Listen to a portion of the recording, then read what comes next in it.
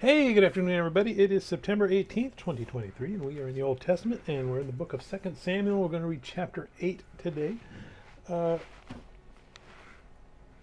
all right, something to keep in mind as we're reading through the Bible. It was true a couple years ago. I brought it up as we were talking through the New Testament, same in the Old Testament, that here in the 21st century, when we're reading historical things, we like to think of it, in the first year, this happened, and this happened, and this happened, and this happened, and this happened. And then the following year, this happened after that, and this happened, and this happened, and this, and then the next year, and the next year. That's the way we like it. Nice, everything in chronological order. In the Bible, it doesn't always work that way. In the Bible, the authors tended to say, hey, in the first year, this event happened, and from this event, this came from it, and this came from that, and this came from that, so on and so forth. And then this happened, and this happened, this happened, this happened, this happened, and that showed that this guy was brave, and then he showed he was braver here, and braver there, and braver here. He also turned out that he wasn't really trustworthy, and we saw that here, here, here, and here.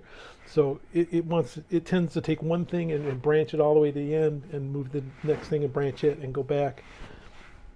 So actual history, the chronology of the events is jumping back and forth. Here in chapter 8, most of these things probably happened before chapter 7.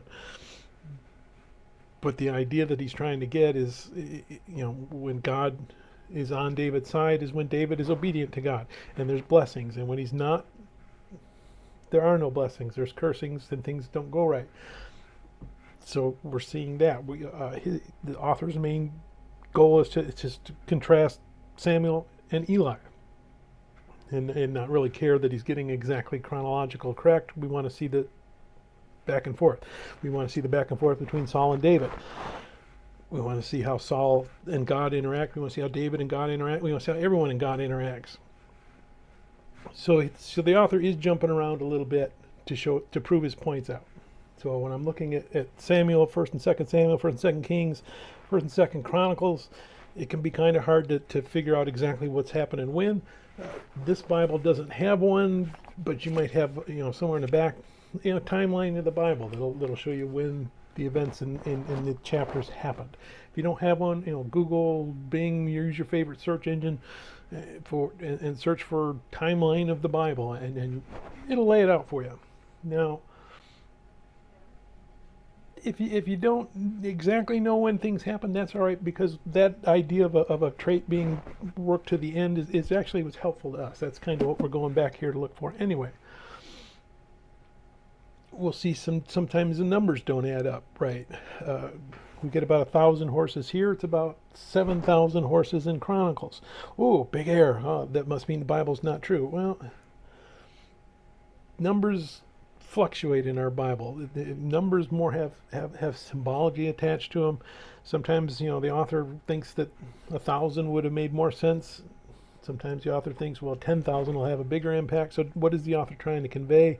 If I swap the numbers around, does it change anything that the author's trying to tell me? No. In this case, the exact number of horses isn't important. What we want to see is that if we go back to Deuteronomy, a king was supposed to not accumulate horses for himself. David's not accumulating horses for himself.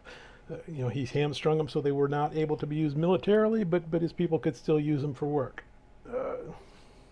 King is not to store up wealth for himself. Everything David's getting, the gold and silver and bronze, he's putting in the treasury to go for the temple. King is not supposed to hoard wives for himself. Well, 2 out of 3 for David is as good as he gets, and we're going to see how that comes back to play later on. So let's go ahead and keep in mind, we want to see the themes, we want to see the broadness of it, we want to see that, hey, you know what, when you're obedient to God and you're following after God and you're doing His will, good things happen to you. If you're not, well, then God's not on your side. So let's go ahead and read 2 Samuel chapter 8. After this it came to pass that David attacked the Philistines and subdued them, and David took Metheg-ammah from the hand of the Philistines. Then he defeated Moab, forcing them down to the ground. He measured them off with a line. With 2 lines he measured off those to be put to death, and with one full line those to be kept alive. So the Moabites became David's servants and brought tribute. David also defeated Hadadezer, the son of Rahab, king of Zobah, and he went to recover his territory at the river Euphrates. David took from him 1,000 chariots, 700 horsemen, and 20,000 foot soldiers. Also, David hamstrung all the chariot horses except that he spared enough of them for 100 chariots. When the Syrians of Damascus came to help Hadadezer, king of Zobah, David killed 22,000 of the Syrians. Then David put garrisons in Syria of Damascus, and the Syrians became David's servants and brought tribute. So the Lord preserved David wherever he went. And David took the shields of gold that had belonged to the servants of Hadadezer and brought them to Jerusalem. Also from Betah and from Berothai, cities of Hadadezer, King David took a large amount of bronze. When Toi, king of Hamath, heard that David had defeated all the army of Hadadezer, then Toi sent Joram, his son, to King David, to greet him and bless him, because he had fought against Hadadezer and defeated him, for Hadadezer had been at war with Toi. And Joram brought with him articles of silver, articles of gold, and articles of bronze. King David also dedicated these to the Lord, along with the silver and gold that he had dedicated from all the nations which he had subdued, from Syria, from Moab, from the people of Ammon, from the Philistines, from Amalek, and from the spoil of Hadadezer, the son of Rehab, king of Zebah. And David made himself a name when he returned from killing 18,000 Syrians in the valley of Salt. He also put garrisons in Edom. Throughout all Edom he put garrisons, and all the Edomites became David's servants, and the Edom preserved David wherever he went. And the Lord preserved David wherever he went.